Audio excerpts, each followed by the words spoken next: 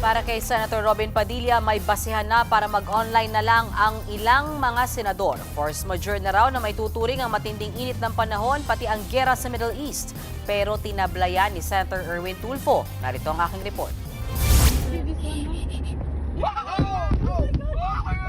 Gera sa Middle East na nagresulta sa terorismo sa iba pang parte ng mundo at ang posibilidad na madamay ang Pilipinas sa tensyon ng China at Taiwan.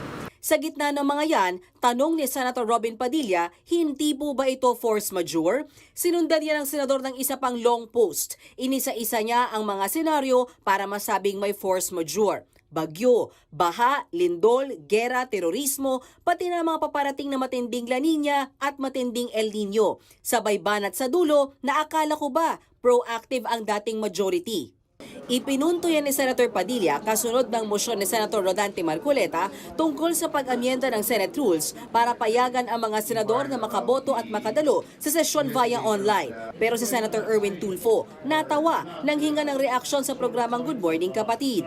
Si Senator Robin Padilla, he said sa kanyang post, force majeure daw po itong gera sa Middle East, yung alitan po ng China and Taiwan, and El Nino. El Nino. Oo. Posibilidad mo magsimula. Oo. Your thoughts on that po? War is not part of force majeure. Actually, that's what I understand. Yung El Nino, pero I don't know how should it affect na kailangan hindi pumasok ang isang senador dahil mainit. Then, kung ganyan ang contention ng ibang kasama namin, then let me ask. So, yung mga carpenters, mga nasa construction, wag na rin pumasok kasi mainit. So our farmers will just stay home because of El Nino. Is that what it is? Yung mga traffic aid natin, street sweeper, wag na pumasok because of El Nino at mainit. Medyo hindi po yata kami payag. Ano nga ba ang ibig sabihin ng force majeure? Base sa Merriam-Webster Dictionary, ang force majeure ay isang pangyayari na hindi inaasahan o hindi kayang kontrolin, kabilang dyan ang digmaan, terorismo at kalamidad. Kung ibabase naman sa Senate Rule 14 Section 41B, ang force majeure ay kapag may national emergency na kinilala ng mayorya ng Senado, dahilan para hindi pisikal na makadalo ang ilang miyembro sa session hall.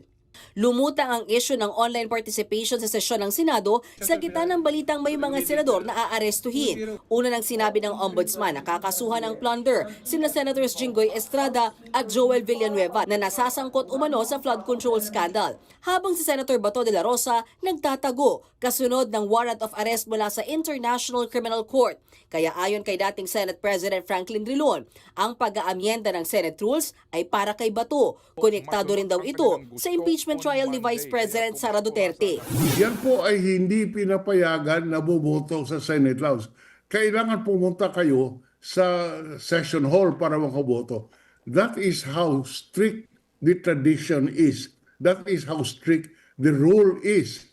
Personal presence. Wala pong exception dito. Kaya po pinipilit itong Bato Amendment dahilan po sa impeachment trial that they want to allow Bato to vote at mamimaintain yung 1311. Si Senator Kiko Pangilinan naman ikinumpara ang sitwasyon ni Bato kay ML Party List Representative Laila De Lima. Matatanda ang nakulong si De Lima dahil sa illegal drug charges. Si Pangilinan ang umapila sa Senado noong 2020 para payagan ang paglahok sa sesyon ng nooy senadora sa pamamagitan ng teleconferencing. Giit ni Pangilinan, noong panahong yun, may COVID-19 pandemic. Sumuko rin daw si De Lima sa mga otoridad. Habang sa kaso ni Bato, wala namang pandemic at tinakasan pa niya ang mga otoridad, lawbreaker anya at hindi raw dapat kinukonsinti. Base sa gustong ipaamyenda ni Senator Marcoleta sa Senate Rules, papayagan ang pagdalo at pagboto ng senador via online sa pamamagitan ng justifiable reasons. Sa Lunes, sa susunod na linggo, inaasahang ipagpapatuloy ng mga senador ang pagdedebate.